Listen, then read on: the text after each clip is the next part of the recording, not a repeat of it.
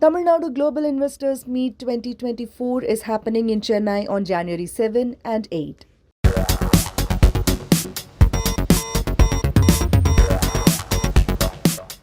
Hello and a warm welcome to Federal's special program, Capital Beat. The Ram Temple in Ayodhya will be held on 22nd January, and all the invites have been extended to various political parties.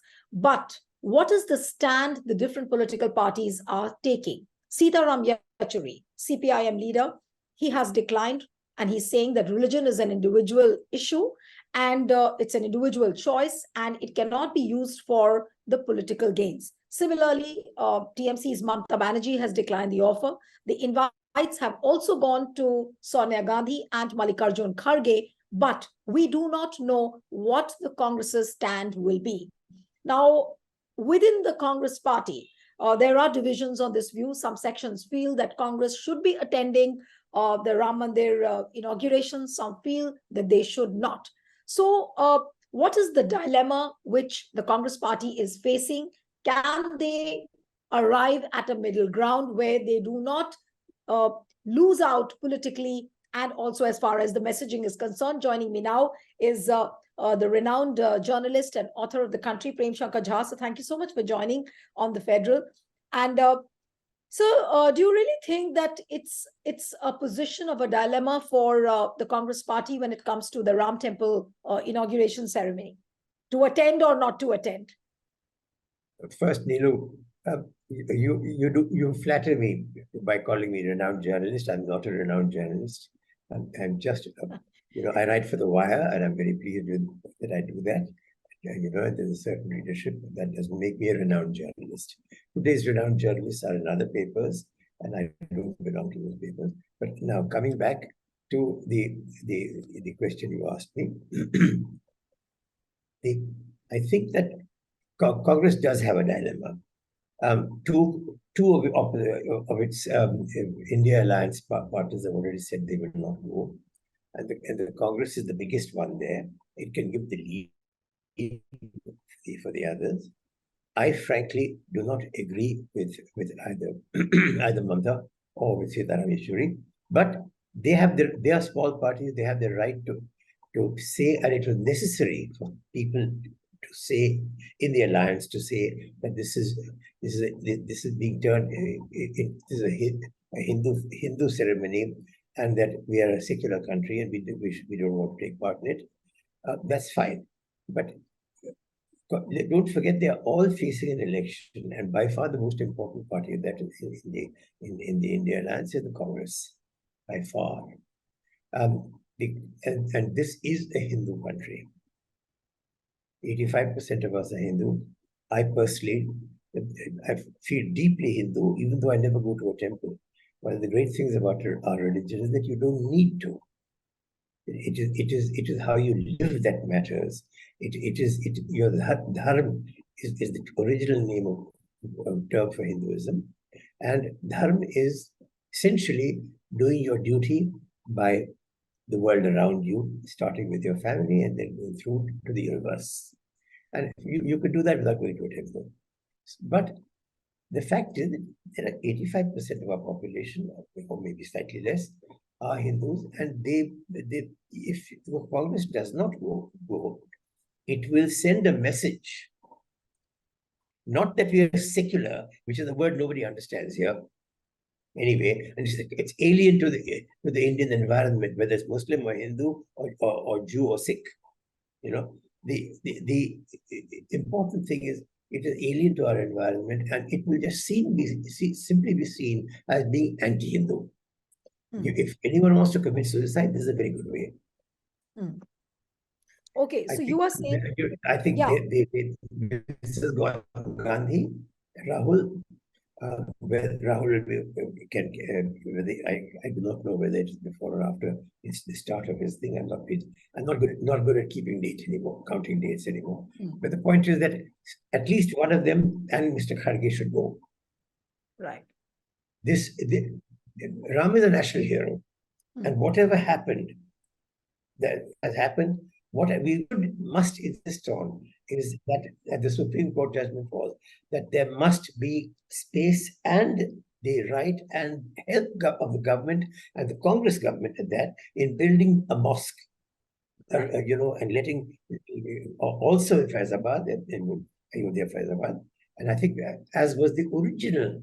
Then that means that you've done is you've shifted the locations without in any way interfering with the right of people to follow their religion in that place. Okay, fine. And Mr. Jha, what is the kind of message which Congress will give? Now, in all likelihood, Rahul Gandhi will be on his Bharat Nyaya Yatra, which starts from 14 January. So, in all likelihood, he will not visit Ayodhya.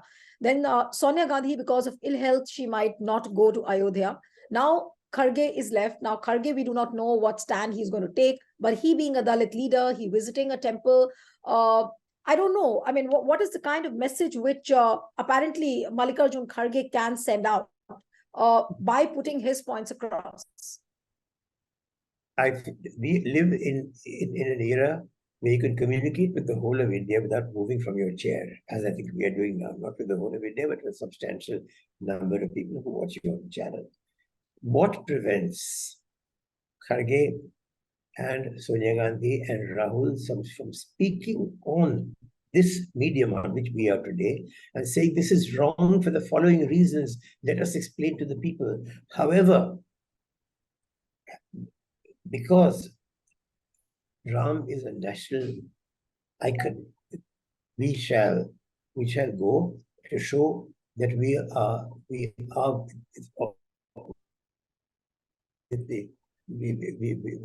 are with everyone else in accepting him as a national icon. But this does not mean that we are against anyone else. This is a secular country, but in a secular country, you also have the right to worship or set up temples or mosques for anybody.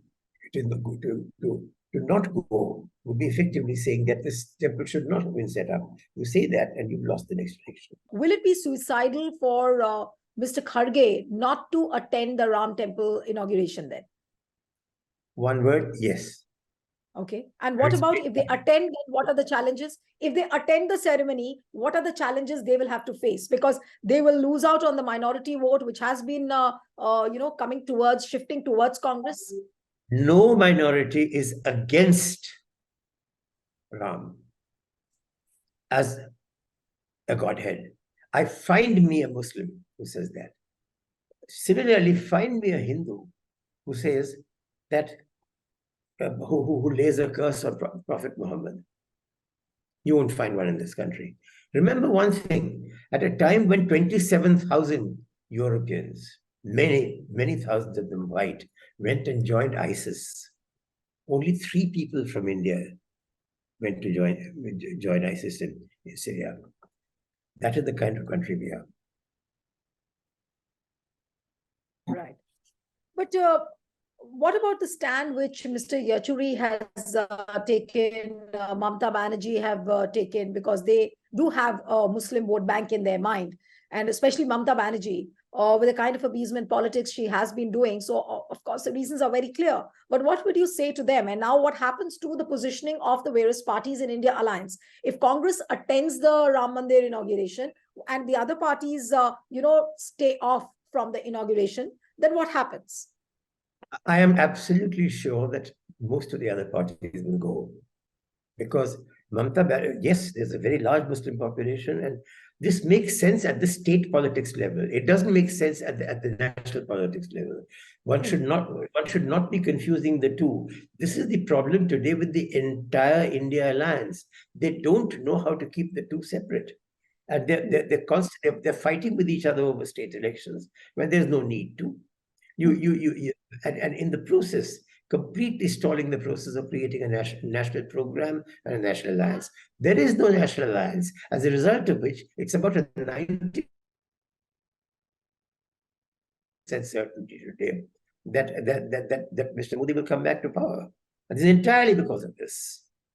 So please, let us, yes, Mamta and Sitaram Yechuri are doing this with local politics in mind. Sitaram Yechuri is doing it because of ideology, but that same kind of ideological approach to issues, economic as well as political, has been the destruction of India and also eventually the destruction of the Communist Party. But they never learned from their own experience.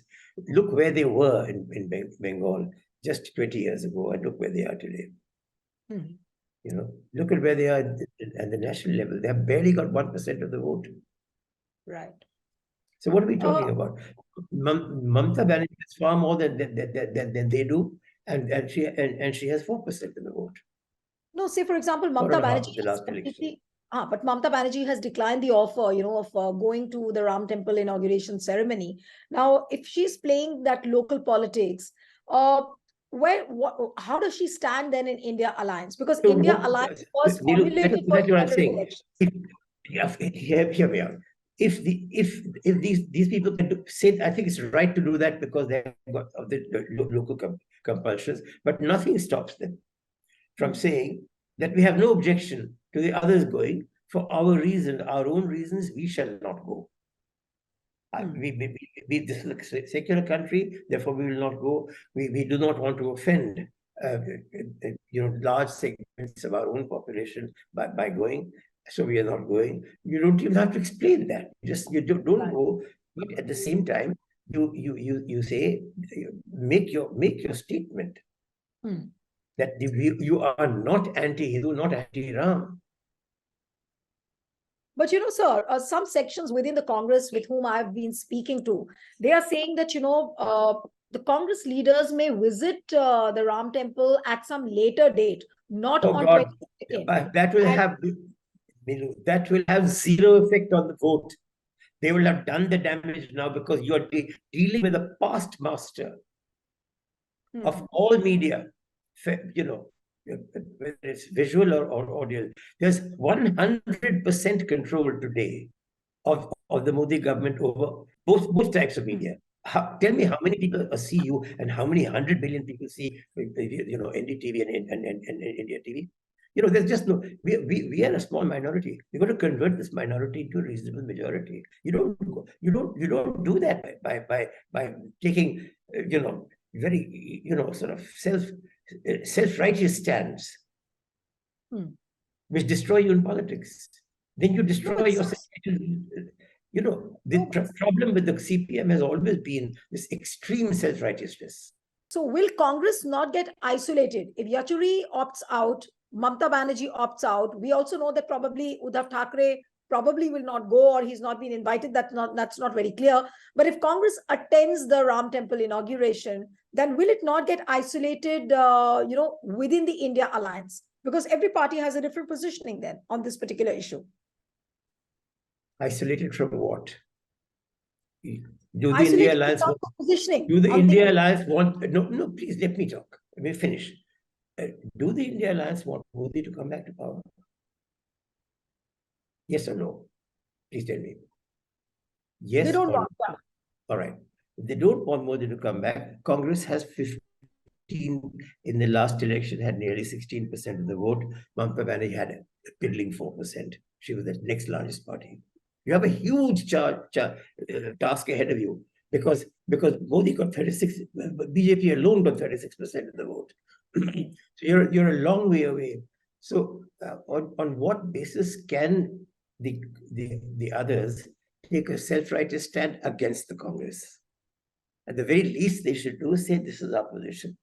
We understand, why the Congress goes there, and we certainly have nothing against either Hinduism or Ram. But what happened in Ayodhya, what has followed after that, the terrible bloodletting, is something that we will never forget and never forgive. It's very important to remember that it must not be forgiven or forgotten.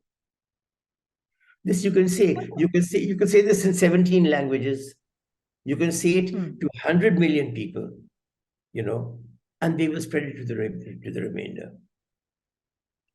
That is the message that they will remember. That you've gone to Ayodhya or not gone to Ayodhya makes no difference after you stated your position. But state your position first and say, yes, we go.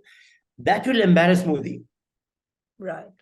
Right. What you're describing now of these people talking to you and saying, these people are actually so badly out of touch with the reality of India.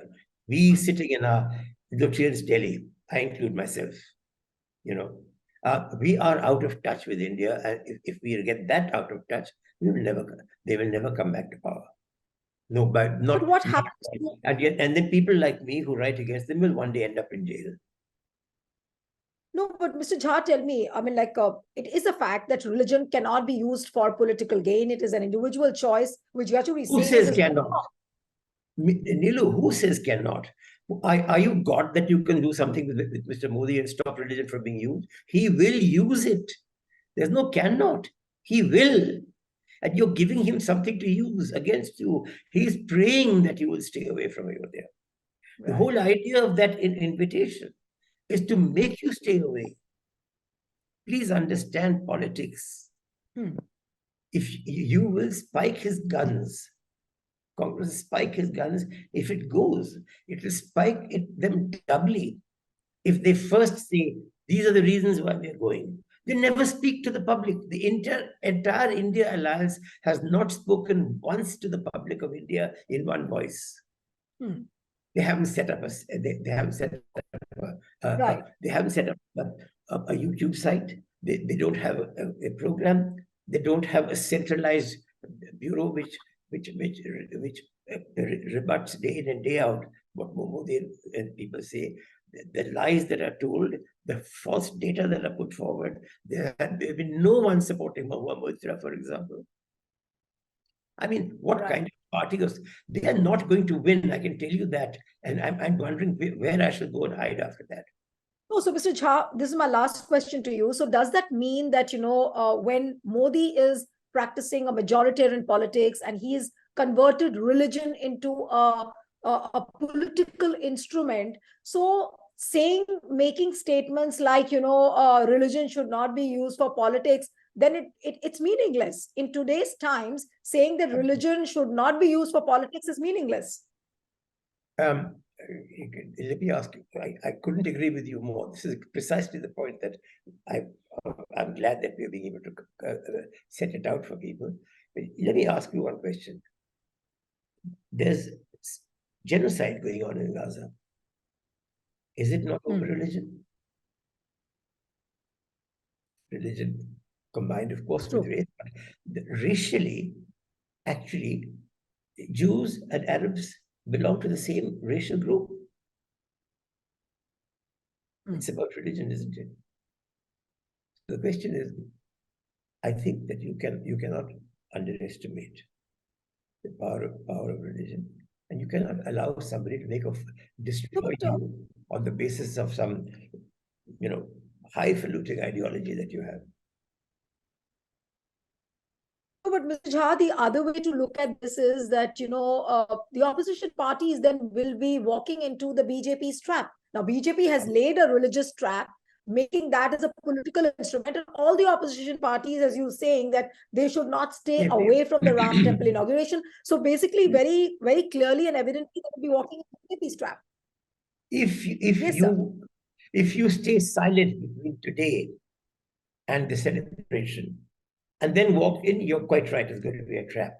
If you state why you're going, that you respect, we are a majority Hindus, that Ram is very important to the most of our population. We all worship him in our homes. And we are against this having been turned into a political issue. But we will go nonetheless. However, this is something we do not approve of. Say it. Explain your position on television, to the newspapers, to anybody who's willing to listen.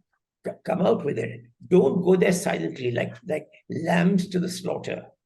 That's where you will be going if you go silently. And if you don't go, you'll still be lambs to the slaughter. All right. Please don't underestimate Mr. Modi. And don't be fools. Don't be political idiots. and fall into that trap. Right. Thank you so much, Mr. Jha. It was wonderful having you on the program. Thank you so much. And one appeal to the viewers who are watching this interview, subscribe to our channel, send us your feedback, and stay tuned to The Federal. Tamil Nadu Global Investors Meet 2024 is happening in Chennai on January 7 and 8.